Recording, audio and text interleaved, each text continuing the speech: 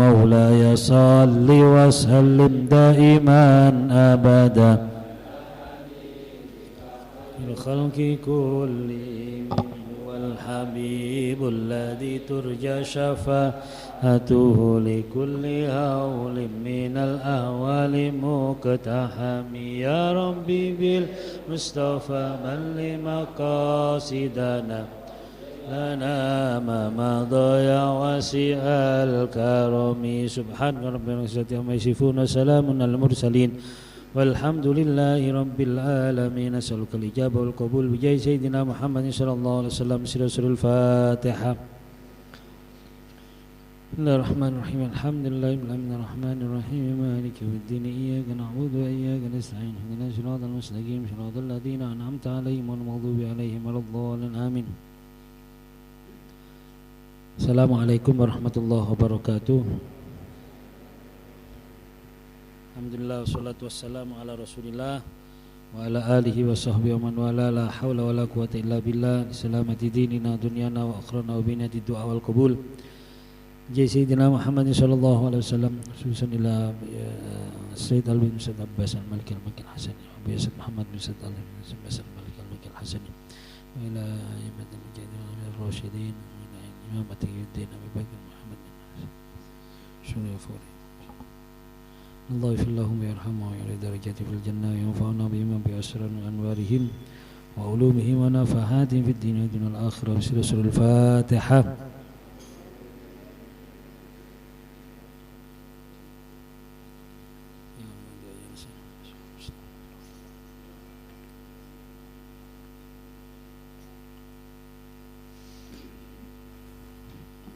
Mohon barokah Fatihah kita tujukan untuk almarhum Bapak Imam Syafi'i Kota Lama, salah satu jamaah umroh tahun kemarin yang setelah meninggal dunia, dan juga mungkin ada jamaah dan keluarga jamaah yang meninggal dunia. Kita doakan dengan barokah suratul Fatihah semoga Allah SWT menerima seluruh amal ibadah yang telah diikhtiarkan dan diupayakan selama hidupnya sekecil apapun, dan mengampuni dosa serta kesalahannya sebesar apapun kesalahan dosa-dosa tersebut, dan semoga mendapatkan syafaat dari Rasulullah SAW, diangkat derajatnya menuju surganya Allah SWT. Ala hadin niyat wa kulli niyatin salih hadratin Nabi Mustafa Muhammad sallallahu alaihi wasallam. Surah Al-Fatihah.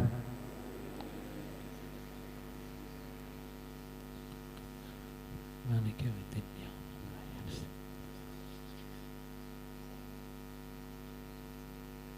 Siratal ladzina an'amta alaihim ghairil maghdubi waladdallin.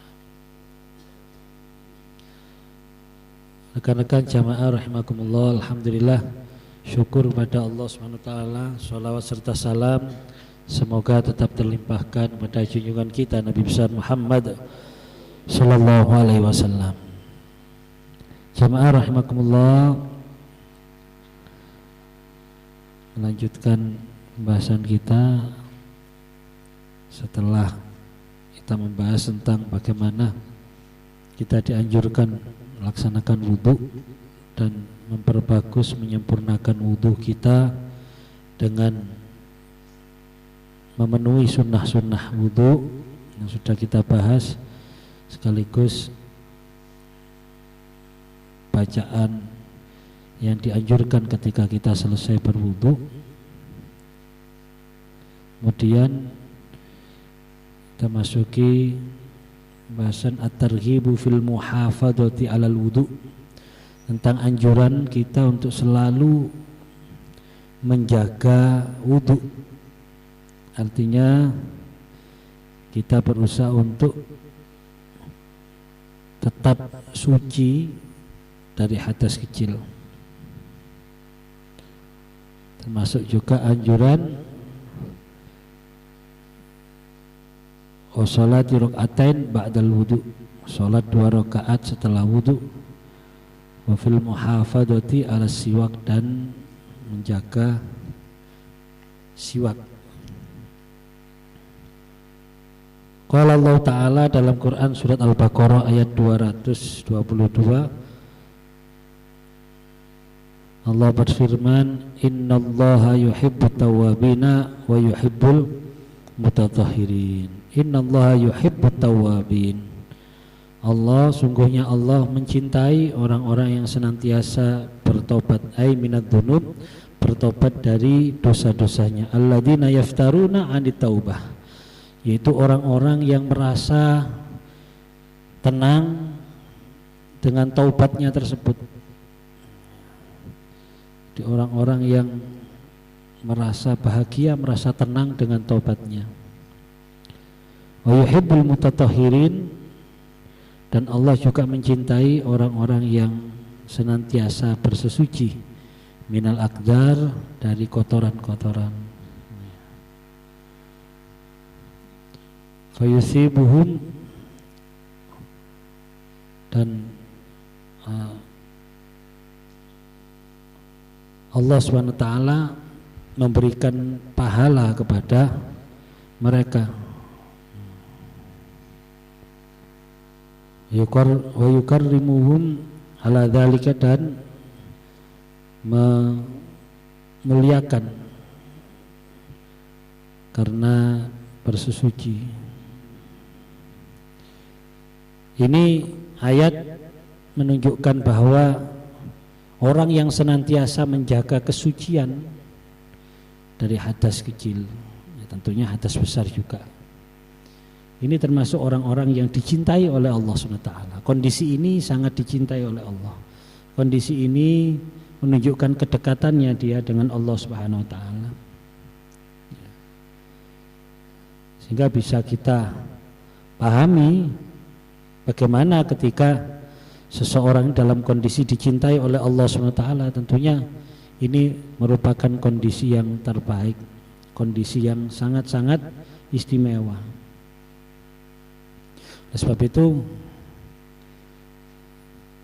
diupayakan ya semaksimal mungkin kita senantiasa menjaga wudhu kita. Apalagi kalau kita mempelajari sebelumnya bagaimana orang-orang yang senantiasa berwudu. Orang yang berwudu ini orang yang mendapatkan banyak kelebihan. Paling tidak setelah ketika kita wudu, dosa-dosa kita diampuni oleh Allah SWT. Bahkan dosa-dosa kita akan terlebur dengan basuhan wudu kita sampai tetes air yang terakhir. Dan ini sudah kita bahas.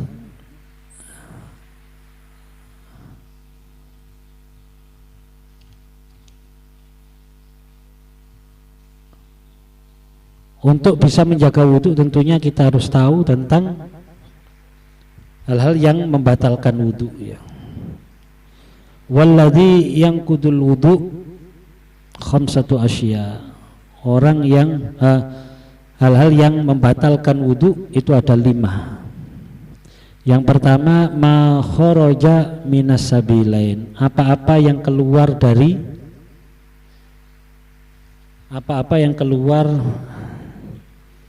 dari dua jalan.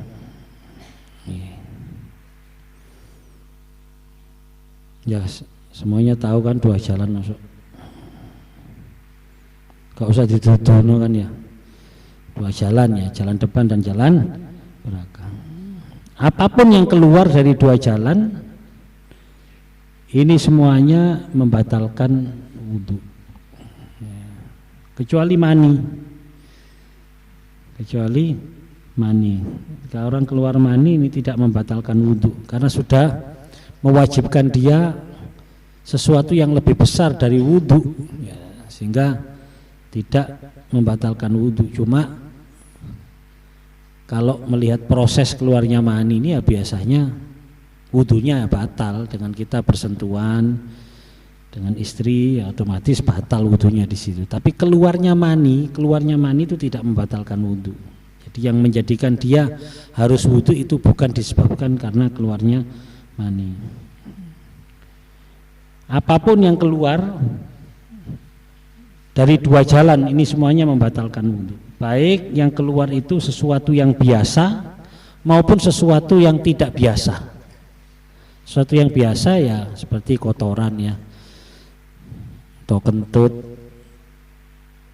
Yang tidak biasa misalnya ada keluar cacing misalnya, atau keluar sesuatu benda yang tidak biasa, itu semuanya membatalkan wudu. Terus yang kedua, wan naumu ala ghairi hayatil mutamakkin minal ardi maq'aduhu, yaitu tidur. Tidur ini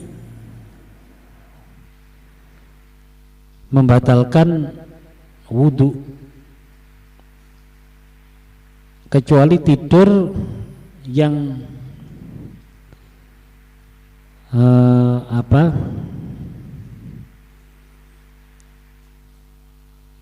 yang duduk, tidur dengan duduk yang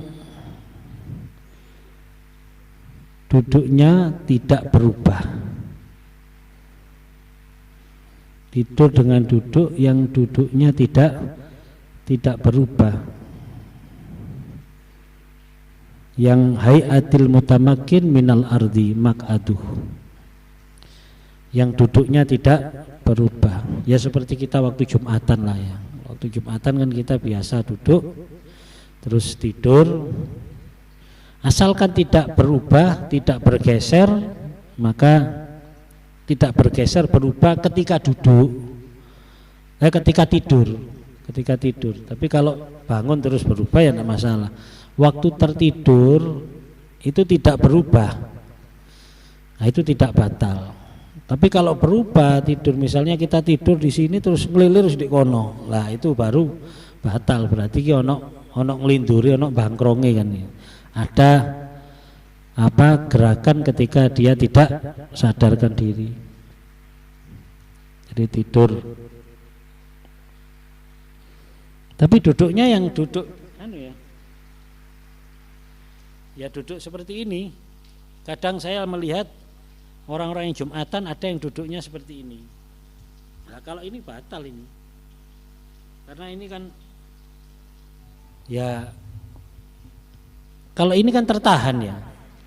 Jadi pantat kita tertahan. Kalau mau ngentut kan kudu ngangkat disik. Ya. Jadi kalau seperti ini dia tidak bisa ngentut kecuali kalau diangkat. Berarti tidak masih bisa tertahan. Cuma kalau seperti ini, wis gak usah ngangkat, ini sudah, iya, los itu sudah ya. Jadi seperti itulah. Itu saya kadang-kadang ya apa yang ngilingno orang-orang yang turu di masjid sing metingkrang ngene iku. Padahal dia kan posisinya kan tidak bisa menahan kan, berarti tidak bisa menahan kentut. Karena posisinya tuburnya kan menghadap ke depan, terbuka kan, tuburnya kan terbuka. Ini yang punya kewajiban untuk mengingatkan ya sebenarnya yang di samping kanan kirinya ya. Karena kalau sampai dia benar-benar tertidur terus waktu koma terus sholat, berarti kan sholatnya tidak sah ya. Kasihan sebenarnya.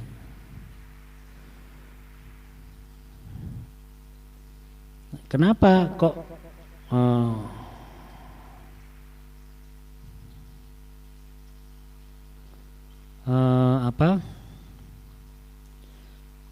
kok sampai membatalkan tidur ini ya? Karena ketika tidur kita tidak tahu apa yang kita lakukan, kita tidak bisa menahan ketika ada sesuatu yang keluar dari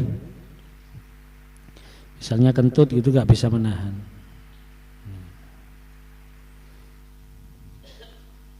Terus yang membatalkan wudu wazawalul akli bisukrin aw maradin. Yang ketiga yaitu zawalul akl, hilangnya kesadaran, bisukrin aw maradin, karena mabuk atau karena sakit ya. Dan ada orang ayanan ya, ayanan pas kumat ayane itu kan hilang kesadarannya. Itu kalau dia setelah wudu ayanan berarti batal atau pingsan ya.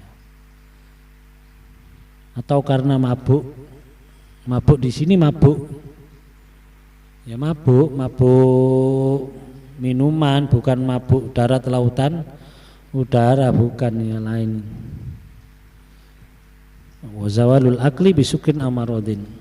Terus walam surrojuli almar'ata min ghairi ha'il bainahuma ghairi mahramin fil asah.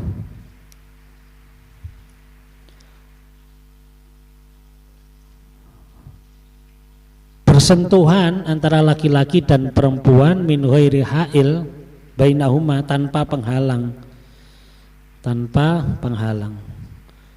ghairi mahramin fil asah, yang bukan mahram ya. Yang bukan mahram. Kalau ingin tahu mahram itu surat Ali Imran, surat An-Nisa ya, ayat 23 itu mahram. Surat An-Nisa ayat 23, hurrimat itu ya ayat.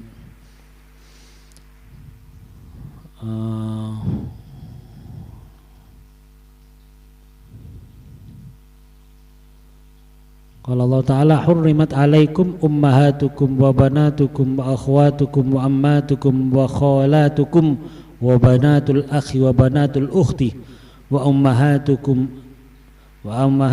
allati arda'nakum wa akhwatukum minar radha'ah wa ummahatu nisaikum wa raba'ibukum allati fi hujurikum min nisaikum allati dakhaltum bihin.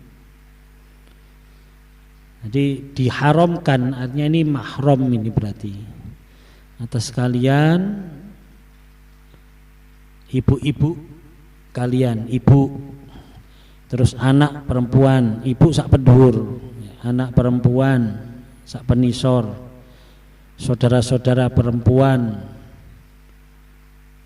saudara-saudara ayahmu yang perempuan, yaitu bule atau bule atau bude dari ayah, atau saudara-saudara ibumu, bude atau bule dari ibu, anak-anak perempuan dari saudara-saudaramu yang laki-laki ataupun saudara-saudaramu yang perempuan, ponaan ya.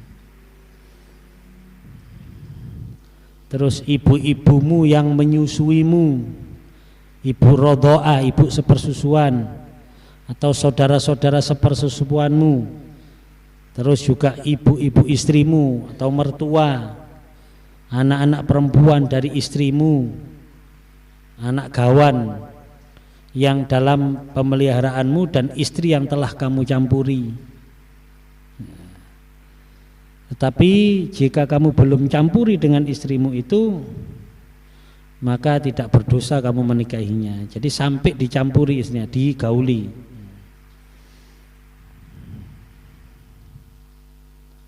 Terus juga menantu, istri-istri anak kandungmu itu diharamkan. Jadi berarti mahram itu secara garis besar ada 3 ya. Ada karena hubungan nasab, ada karena hubungan perkawinan, ada karena hubungan persusuan, rodho'ah. Kalau nasab jelas ibu sak pendhuwur, anak wedok sak penisor, dulure bapak, dulure ibu, kandung ya, dulur ya. Bukan ini loh, bukan iparnya loh ya. Bukan iparnya. Kan kadang-kadang ada orang yang menganggap mahram iparnya. Jadi bojone Pak Lik, nah, bojone Pak D itu tetap batal ketika kita bersentuhan ya. Walaupun mungkin dari segi kedekatan atau tradisi salaman misalnya ya monggo lah ya. Kalau memang masih iki biyen sing gendong ya aku, sing ngomong aku saking dekatnya kekeluargaannya terus, tapi batal gitu. Yang penting kita itu tahu kalau itu batal. Ya, kadang-kadang saya juga gitu, keluarga ada apa misanane umi misalnya, apa leng kan wong tua ya gak enak salaman. Nah, tapi batal, kita tahu bahwa ini batal. Ketika kita mau sholat berarti wudhu lagi. Yang penting kita tahu bahwa itu batal, membatalkan wudhu. Terus keponakan ini termasuk nasab ya, keponakan. Terus yang melalui pernikahan yaitu mertua sama menantu. Dan ini mahram selama-lamanya ini, artinya karena ada mahram yang sementara. Artinya mahram tidak boleh dinikahi sementara, cuma tetap batal. Seperti saudara perempuan istri atau ipar. Ini ipar ini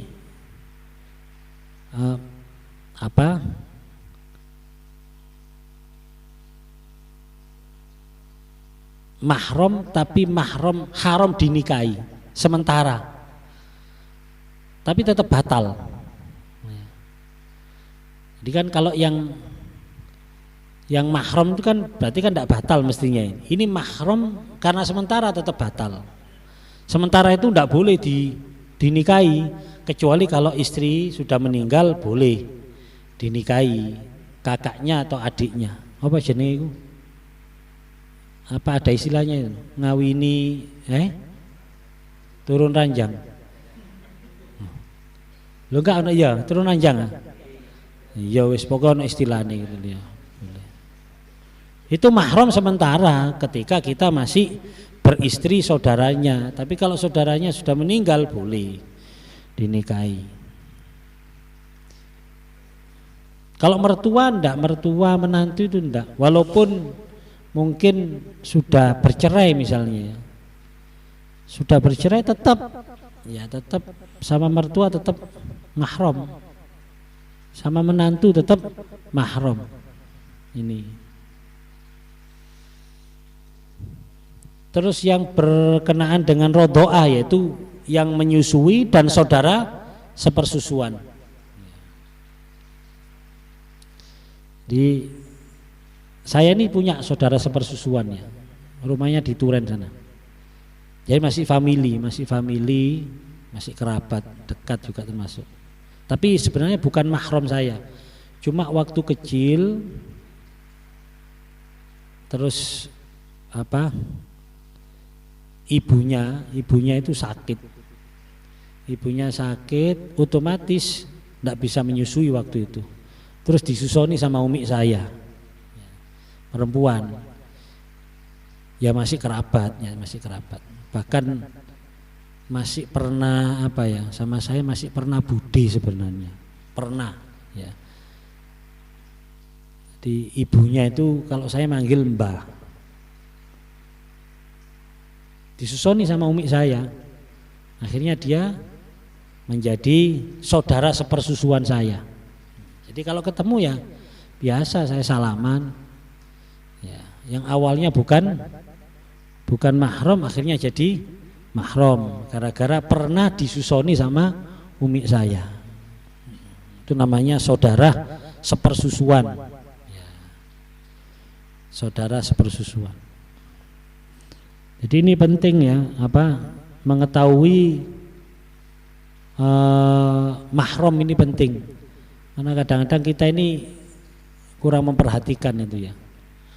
Makanya sampai di pesantren-pesantren itu dikasih kartu mahram. Jadi yang boleh menjenguk, boleh menjemput nanti itu harus mahramnya. Itu banyak yang tidak ngerti itu. Sing jemput itu misanane sing jemput. Lho iki sapa iki? Kula misanane yogane napa? Yogane Pak Leke niki. Oh ya gak oleh. Lho kula mulai cilik wis dolen bareng bapak, masih mulai cilik dolen bareng. Iki dudu masalah Ya sik cilik dolen bareng gak apa-apa, wis padha gedene dolen bareng. Ya. Bahaya karena sudah bukan mahramnya. Makanya apa? Banyak yang tidak ngerti itu. Dikira misanan itu ya memang hubungannya sangat dekat kan misanan, apalagi tinggalnya dulu satu kampung misalnya, wis bendino dolen bareng, kadang kruntelan bareng sik cilik. Ya. Ada wis gede kruntelan bareng ya.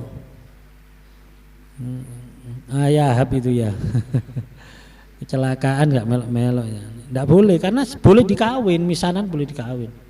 Biasanya kan kalau di Madura itu kan biasa oleh sepopo itu, oleh sepupu itu biasa kan gitu ya. Dan memang halal itu, halal. Makanya harus tahu. Ya. Pripian kadang atau ipar.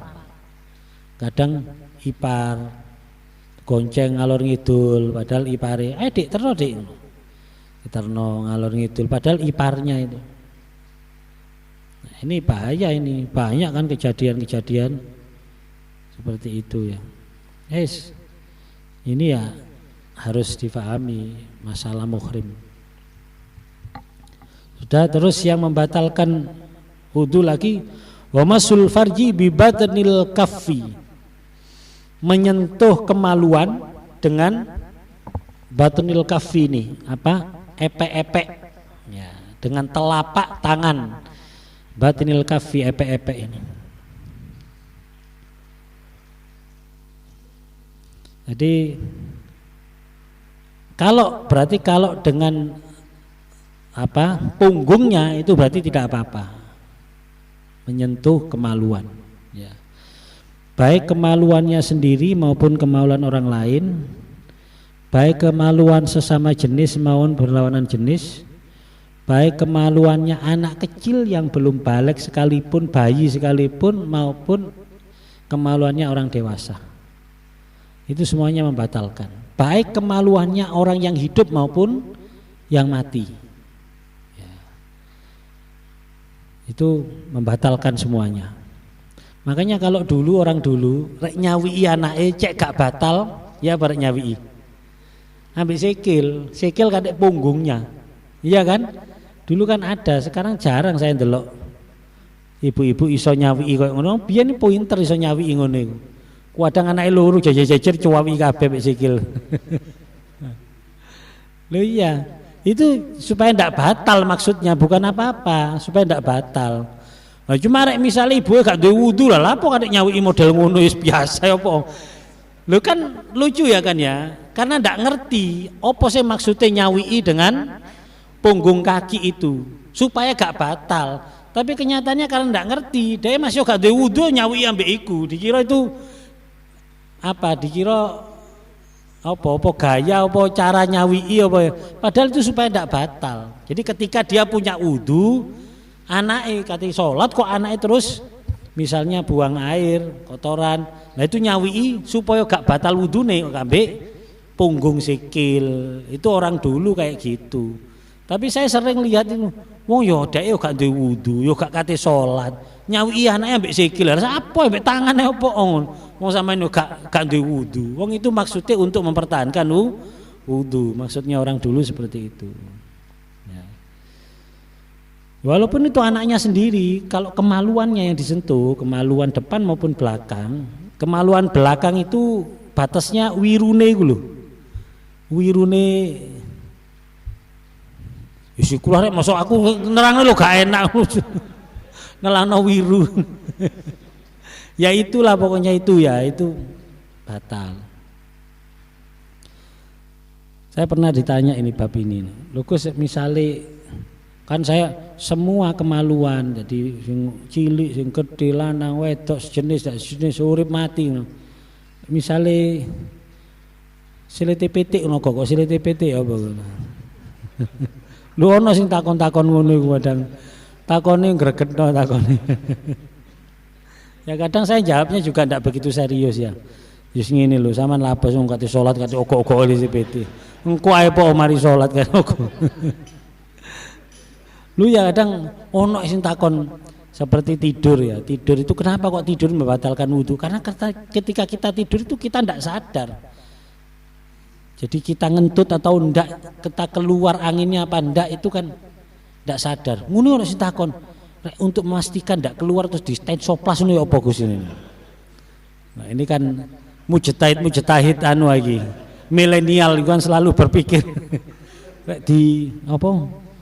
Karena disoplas kan solasi kan ton soplas kan dipastikan tidak keluar kan berarti kan aman, masih gaya turu kan iso.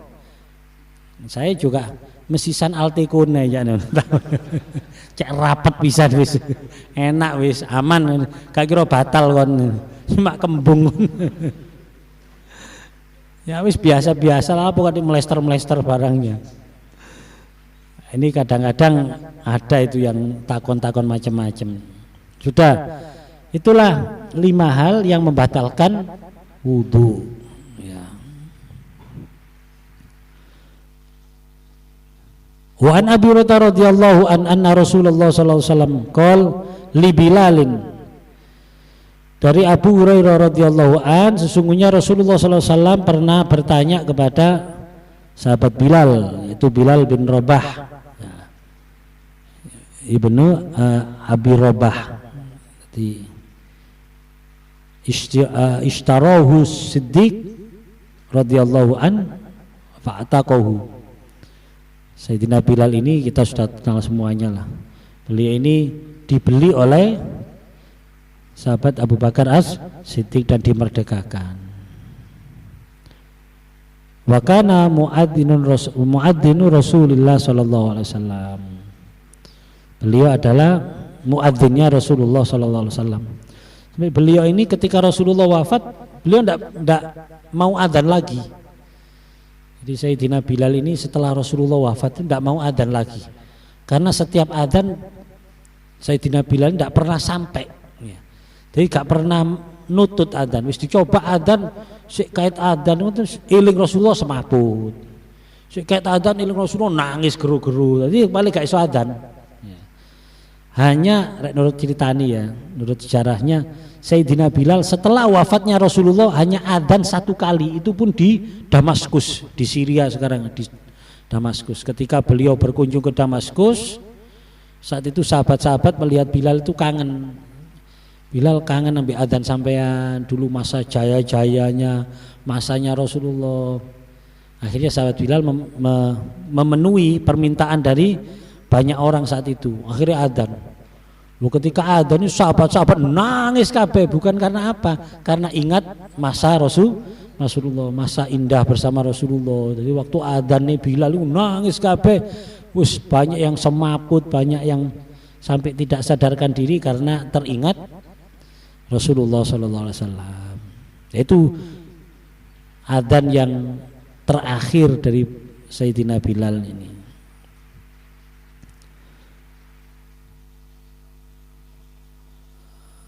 Rasulullah bersabda kepada Sayyidina, bertanya kepada Sayyidina Bilal, haditsni bi arja amalin amil tahu fil Islam. Ya. Haditsni bi arja amalin ay bi a'dami amalin tarju sawabahu fil Islam. Ya. Ceritakan kepadaku wahai Bilal, amal apa yang telah engkau lakukan di dalam Islam yang engkau harapkan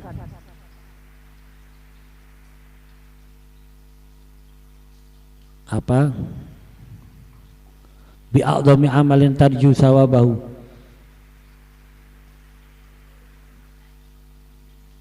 pahala yang paling besar, pahala yang besar di dalam Islam ini. Jadi amal apa sih yang kamu lakukan yang kamu berharap mendapatkan pahala dari amal itu, mendapatkan pahala yang besar dari amal itu. Inni sami'tu daffana 'alaika fil jannah. Kok aku telah mendengar langkah trompamu. Na'laik itu sandal atau trompa ya. Fil jannah di surga. Jadi ini diceritakan setelah Rasulullah apa? Mi'raj, Rasulullah ke surga. Salah satu kejadian di surga, Rasulullah mendengar suara trompa, suara kelompen lah, klotek. Rasulullah bertanya pada malaikat Jibril, niku suarane nopo niku malaikat Jibril? Anu, kelompene Bilal niku. Kelompene Bilal. Jadi Sayyidina Bilal ini belum wafat, masih di dunia, tapi kelompene wis aktif di gini surga. Ini kan luar biasa ya, menunjukkan derajatnya yang sangat tinggi. Wonge durung mati kelompene wis di gini swarga. Ini Sayyidina Bilal ini ya.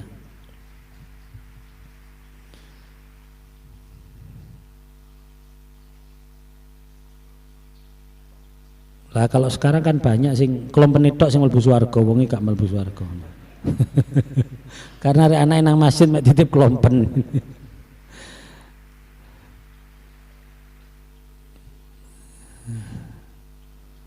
Ini sami'tu tafana alaika fil jannah ai sautahuma. Jadi suara yang didengar oleh Rasulullah suaranya kelompen, suaranya trompa atau suara sandalnya. Wa fi riwayati Ibnu Khuzaimah inni dakhaltul barihah al jannah. Sungguh saya tadi malam masuk surga ya kata Rasulullah. Wa sami'tu khosh taka amami. Dan saya mendengar khos itu apa? Berisik, suara ya kok ini khos ini suara germicik, pokoknya sing ya suara itu, suaranya Sayyidina Bilal itu.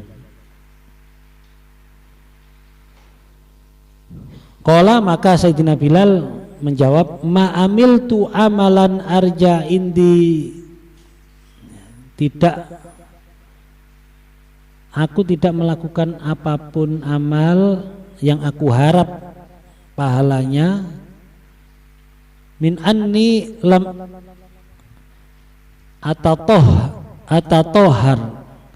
atatohar fi sa'atin min lailin aw naharin illa sholaitu bidzalika tuhur.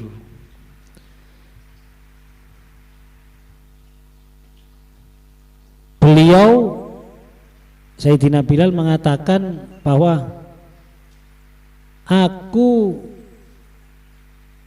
tidak bersesuci di waktu malam maupun siang, kapanpun maksudnya, kecuali illa shallaitu bidzalika tuhur. Aku pasti sholat untuk bersesuci tersebut. Ma kutibali an usalliyah. Jadi seakan-akan wajib.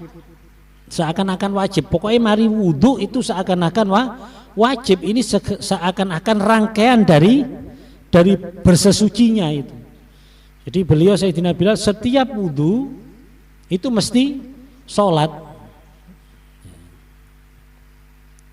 Maka tabali an usolliya ai ma qadarahullahu li minas shalah. Jadi seakan-akan memang ini seperti diwajibkan.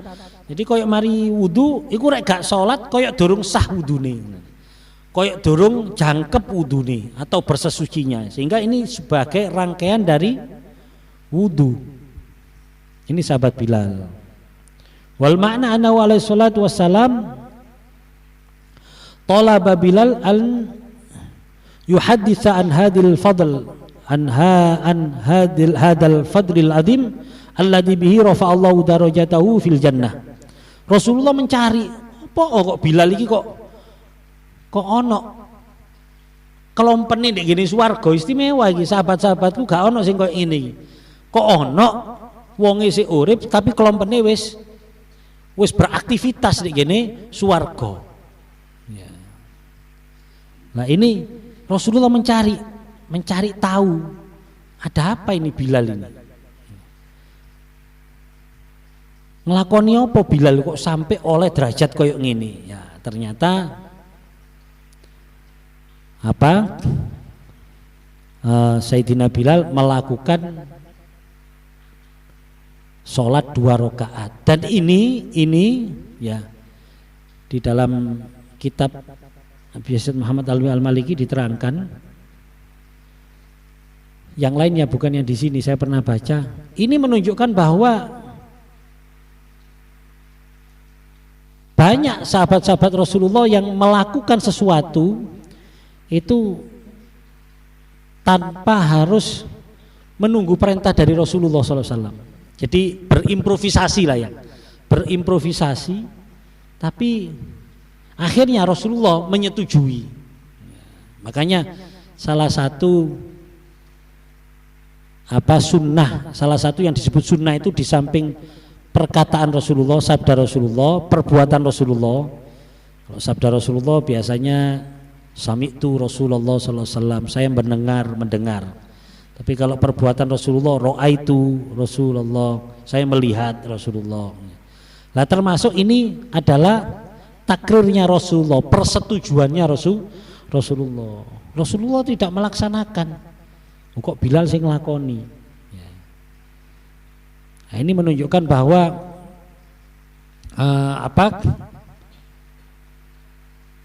seseorang ini boleh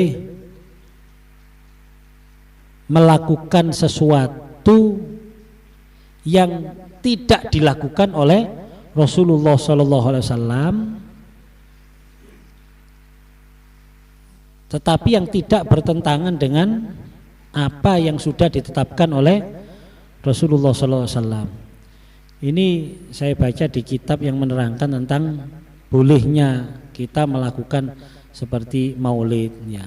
Terus adanya istilah bid'ah, ya, bid'ah yang hasanah. Jadi ada memang sesuatu yang tidak ada di zaman Rasulullah SAW, tapi boleh diperbuat, boleh dilakukan. Ya, contoh juga seperti sholat taraweh. Sholat taraweh ini tidak ada berjamaah zaman Rasulullah. Ya. Apalagi sampai sholat yang menghatamkan Al-Quran, seperti taraweh di Masjidil Haram kan menghatamkan Al-Quran, itu juga bid'ah. Ya. Mereka kadang-kadang ngilok-ngilok no bid'ah, padahal mereka juga melakukan kan ya. Mereka tidak mau istilah bid'ah hasanah, tidak ada bid'ah hasanah. Bid'ah semuanya dolalah. Wa kullu dolalatin finnar. Pokoknya yang tidak dilakukan oleh Rasulullah itu bid'ah. Walaupun itu bentuknya ibadah. Nah, akhirnya kan salah satu argumentasi dari ulama-ulama kita yang menghadapi golongan mereka, lah awakmu dhewe yo ngono lho. Sapa sing ngongkon traweh 20 rakaat ambek menghatamkan Quran. Iku padahal kon lakoni ku ya. Nah, tapi kan enggak apa-apa, kita enggak memprotes dan itu ya bagus-bagus saja kan, enggak masalah. Terus sholat witir di Mekah itu kalau 10 hari terakhir Ramadan, waduh luar biasa itu. Witir 11 rakaat. Itu sampai 2 jam. Witir itu 11 rakaat itu 2 jam. Sudah bacaannya panjang, ruku'i dawa, sujudnya dawa. Saya pernah itu sampai keturun itu, sujud yo gak balik. Loh ya bener, dibuka ambek sing jajarku dijejek ngono. Tangi ngono. Loh, salam dibakno rek padahal jane suwe sujude, rukuke suwe, sujude suwe. Ya. Itu kalau 10 hari terakhir semacam itulah. Itu siapa itu yang melakukan? Itu juga bid'ah. Makanya Imam Syafi'i mengatakan ada itu bid'ah hasanah. Ya enggak apa-apa, bagus.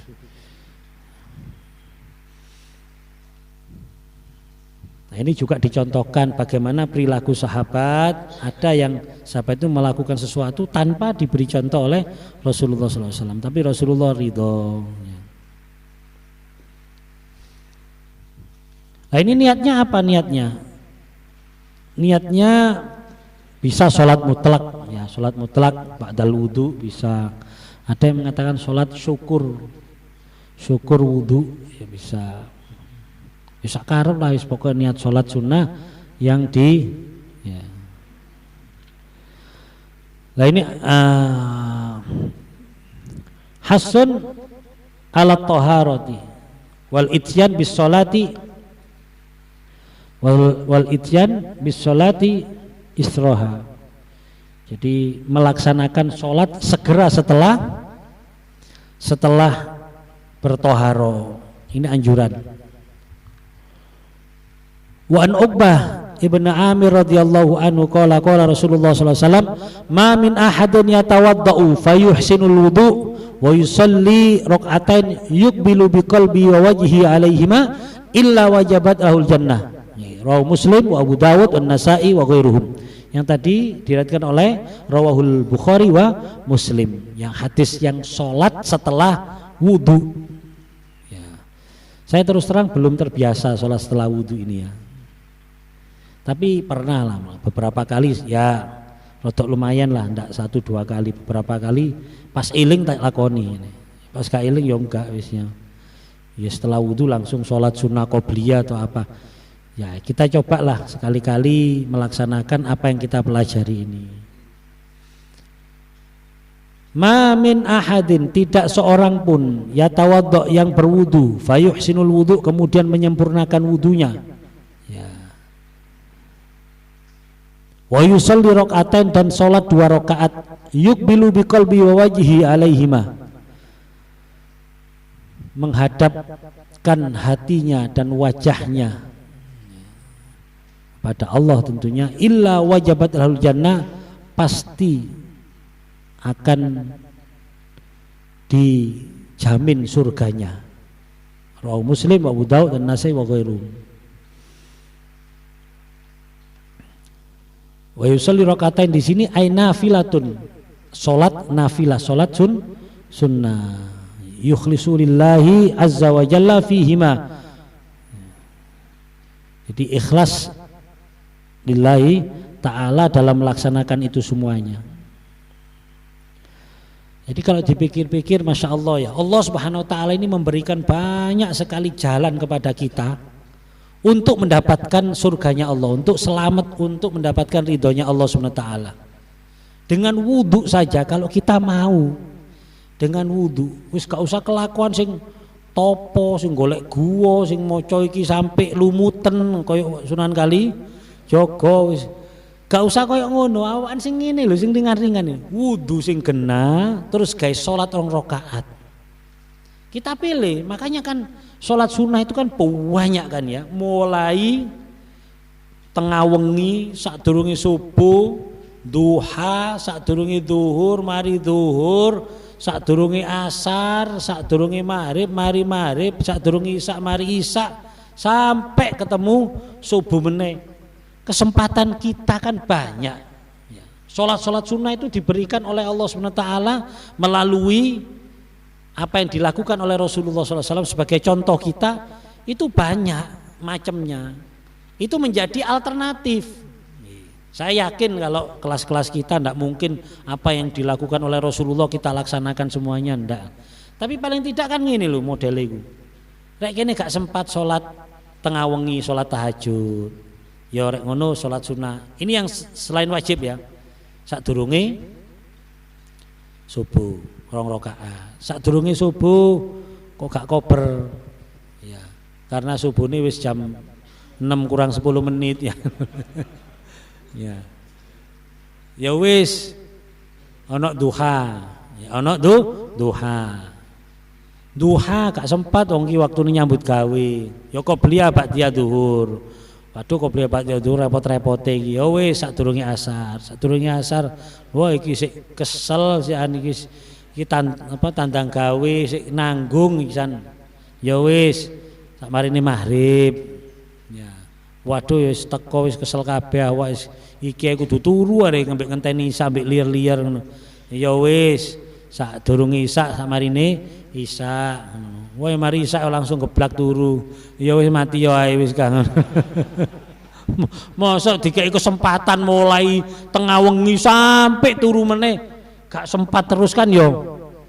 Yo keterlaluan ayo golek ana mek 2 rakaat tok. 2 rakaat ae wis gak usah dawa-dawa surate iku luwelek wis cukup wis ngono. Wis pokoke kul huwallahu ahad, inna atainakal kautsar wis mari ndang salam ndang mari ndak masalah. Dikei kesempatan loh ketika kita melaksanakan itu nafilah lho itu yang sunnah lho. Wudune digenano, ditemenani terus salate Insya Allah ini menjadi jalan kita menuju ridhonya Allah, menuju surganya Allah. Lu kan gampang. Surgane Gusti Allah itu gampang. Gusti Allah itu memang paling rahmat kepada umatnya Nabi Muhammad. Dikai wenteng umatnya Nabi Muhammad, gak dikai abot-abot.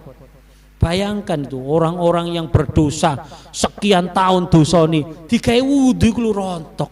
Dikai wudu ping pira rontok sampai dosane moto, dosane dirontokno. Iki durung masuk salate, sik wudune tok wis dosane disepuro ambek Gusti Allah.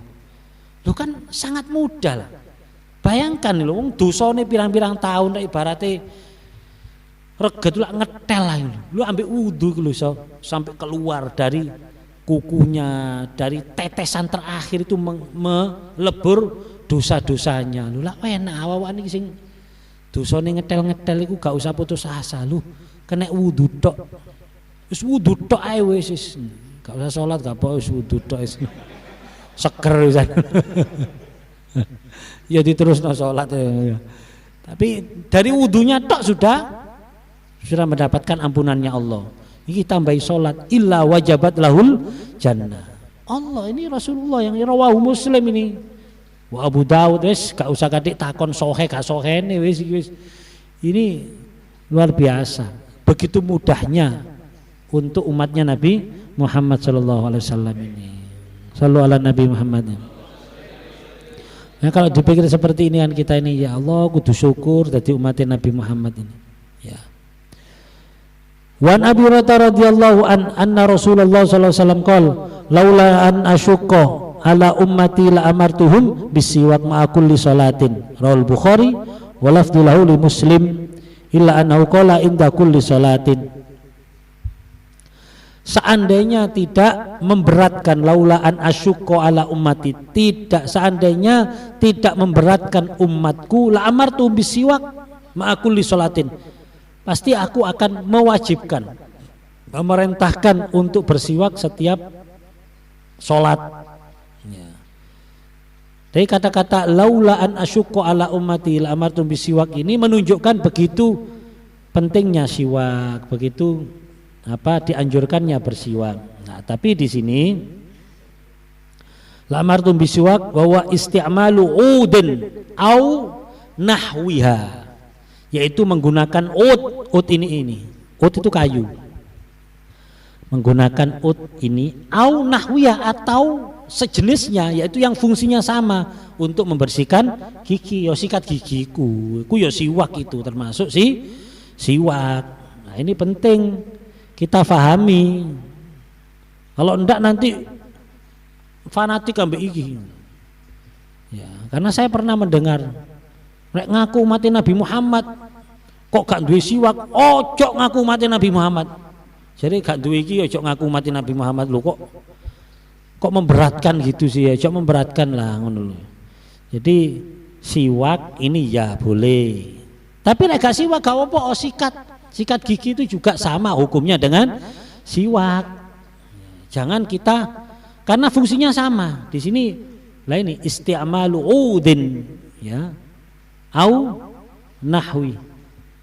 Ud itu kayu, menggunakan kayu atau yang lainnya. Lah memang zamannya Rasulullah ndak ada memang sikat. Insya Allah kalau zaman Rasulullah ono Oral B ngono ya kira-kira Rasulullah beli Oral B kira-kira. Loh. Karena kan lebih enak mungkin ya. Tapi saya tidak menafikan ya kandungan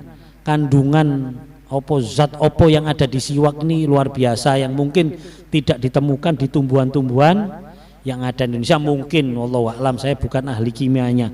Yang pasti ini punya kandungan memang ya. Saya tidak menafikan. Cuma jangan terbatas ini. Dan itu pun ada penggunaannya. Ada cara penggunaannya. Jangan terikat dengan siwak sebagai ini tok, kayu ini tok. Cara penggunaannya salah, yo gak iso, yo gak bener yoan. Karena banyak kan diantara kita yang dipikir gaya kayu siwak ini, terus ini dipotong, ditalekno di tasbih sampai tadi 3 tahun. Lah itu yaitu kempro namanya itu. Rasulullah tidak mungkin seperti itu. Tapi setelah saya tahu, ternyata cara penggunaannya tidak seperti itu. Saya melihat kebiasaan orang-orang Arab yang ada di Mekah, Medina misalnya contoh ya. Saya lihat Itu setiap Jumat beli itu. Dan niki siwak sakmene digawe mek diluk tok. Ini saja ini baru ini saya ini. Baru dia ini gak pati ono rasane. Lama-lama ndak ada rasanya, ndak ada rasanya potong sampai entek ya wis diguak. Kok digawe sampai umat mene dibagi papat, sampai tadi koyo fosil. Koyo ojo ngono Rasulullah gak ngajari seperti itu. Ya, jadi pikirannya mek kayu gitu. Jangan itu jelas tidak benar dan Rasulullah tidak mungkin seperti itu gitu loh. Tidak mungkin. Ternyata kebiasaan orang sana siwak sakmene maling gawe seminggu wis entek. Sudah habis seminggu tuku meneh. Mereka senengane sing seger. Seger iku rasanya pedas, ini sudah ndak seger ini. Ya tapi masih ada rasanya. Kalau sing seger sing tas joko iku dicokot itu pedes ngono, kayak enak itu ya rasane. Ada semacam ya pahit isis itu ya. Itu memang zatnya ada itu untuk mungkin antiseptik ya apa? Antiseptik, antibakteri mungkin ada memang iya. Ya. Tapi sebenarnya kalau saya berpikir ya Allah itu adil kok ya. Memang di daerah Timur Tengah sana ini memang untuk membersihkan giginya. Allah memang beri ini. Tapi kan Allah kan menciptakan manusia sak donya kan dikai untu kabeh Gusti Allah. Nah, berarti Allah pasti menaruh sesuatu yang digunakan untuk membersihkan gigi dimanapun berada. Saya itu yakin 100% itu. Gak mungkin kita tergantung siwak ya, makanya itu ya. Jadi gini, ya apa ya? Hadis itu harus kita fahami juga secara pragmatis ya. Pragmatis itu kita fahami bagaimana praktek pada tempat-tempat yang berbeda-beda. Ya. Sekarang zaman biyen orang kalau membersihkan gigi itu ambil opo? Boto. Kreweng atau boto. Iya kan? Digosok ini watu, wenekno. Saya yakin di boto itu ada, enggak tahu ada zat apa yang sekiranya bisa membersihkan gigi. Ya. Terus termasuk ambil godong suru. Itu untuk mematikan antiseptiknya. Jadi di setiap manusia ada di situ pasti di situ ada dikasih oleh Allah dari alam ini Allah yang memberikan bahan-bahan untuk membersihkan gigi. Maksud saya supaya kita tidak terikat dengan ini. Jadi kita bisa menghargai. Wallahu alam di negara-negara lain kan ada pasti ya. Yang secara tradisional, dek kene wong berseni untu ambek misalnya godong opo atau kayu opo atau apa zat apa yang dari bahan alam. Itu semuanya dari Allah. Kalau itu dilakukan dihukumi siwak. Jadi luas, Islam itu luas. Ya, memang ini juga kalau memang bisa ini ya enggak apa-apa. Ya. Tapi kan ini kan impor ya. Ini enggak ada kayu seperti ini di Indonesia. Sehingga kalau saya ya wis gawe sikat iku ae lah, rek gak ono siwak ya gawe sikat. Itu pun kalau siwak ini dipakainya tidak benar, ya berarti tidak maksimal atau nilai kesunahannya juga tidak maksimal. Rata-rata kan kita siwakan yang jinak. Ya itu sudah mendapatkan sunnahnya lah. Cuma kalau kita cuma mengandalkan ini, lah sing mburi gidal-gidal sing diburi ku ya apa? Mari mangan soto rawon, kan ngendal nek mburi. Mek ngene tok. Ya tidak cukup. Akhirnya untune sing mburi rusak karena gak tahu tersentuh, karena hanya merasa cukup dengan ini. Tidak benar. Ternyata ketika saya melihat orang-orang di sana rek wudu kadang-kadang nggo siwak ini malah rodok gede-gede tambah. Itu yang ya kok sikatan itu. Oh sikatan berarti saiki ya sikat saodole iku. Ya berarti podo berarti gitu loh. Artinya kita perluas lah ajaran agama itu biar perluas. Ayo kalau kita misalnya dakwah nang gene Amerika nih kono. Ini kalau udah ini jangan jadi umatnya Nabi Muhammad ya mundur kabeh di kono Amerika gak ono iki. Di Kalimantan ono penjalin iki lho ya apa. Jadi jangan dipersempit ya. Jadi pragmatis saja. Apapun cara untuk membersihkan gigi itu dihukumi siwak. Saya juga seneng kok pakai siwak, apalagi kalau di sana, lek sing seger, masya Allah asik nikmat rasanya beda lah. Memang karena mungkin tidak ada di sini, jadi koyo ya opo ngono. Kalau saya di sana sering beli yang yang seger-seger itu enak itu ya memang, dan agak mahal memang harganya. Kalau sing dikirim dari Indonesia biasanya sing garing-garing, wis bahasa gampangannya zatnya ini sudah tidak begitu ada. Ini saya belinya seger loh ini. Sudah lama di sini gak mampu, biasanya baunya bau enak gitu ambune. Nah, sudah ini masalah siwak ya. Karena kalau salah tidak akan mendapatkan tujuan dari bersiwak itu sendiri. Karena tujuan bersiwak di sini tasfiyatul lil fahm, tasfiyatul lil fam ya, untuk kesehatan mulut. Berarti untuk kesehatan mulut. Berarti carane kudu sing sehat. Lah kalau sing sakmene dadi 3 tahun niku gak sehat iku. Dan saya pernah mengalami dulu kita di pondok kan ya gak gampang zaman-zaman aku di pondok ben ngene iku urunan, tukune di ampel kadean. Dulu ya. Tukune di ampel urunan. Ngene iku urunan arek 4 arek 5. Jadi diketok oleh sakmene-mene. Waduh iki di tawaleni, saya termasuk pelakunya saya dulu ini. Dikawis sampai mulai awal-awal mondok sampai kate lulus ya mek siji kita. Waduh, ya saya sadarnya itu kan dino minggu kan mangan rawon ini, ono gaji dengan rawon. Otomatis kan nemplek gini gaji ini. Jadi malah dengan ini terus jarang sikatan, dianggap teko iki tok wis cukup. Padahal di sini tujuannya apa? Tasfiyatul lil fam, ditekek diluk kena semut budak ku wake semut budak tangi turu ngelilir, wah disunai tangi turu kok pedes ini ngono. Tibakno semut tak lambe lho masuk kena. Waduh gak bener berarti kira awak iki ngono, iki keliru, corone keliru. Makanya bukan sekali lagi ya. Nah, ini saya yakin ada yang pemahamannya masih mikir kayu iki. Akhirnya nyekel siwak gak tahu sikatan, ini gak bener ya. Karena siwak iki mek ngarepe tok.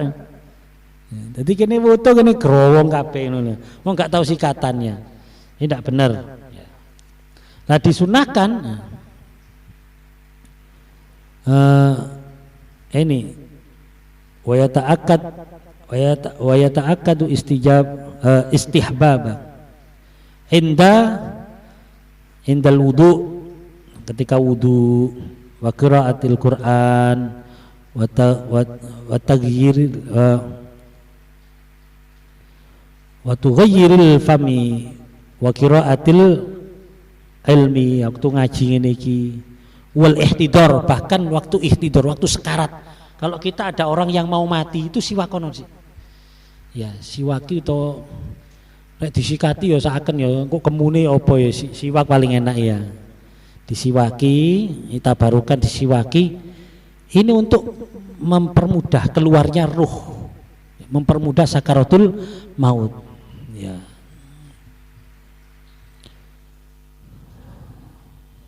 Ini bahkan di sini faidahnya ada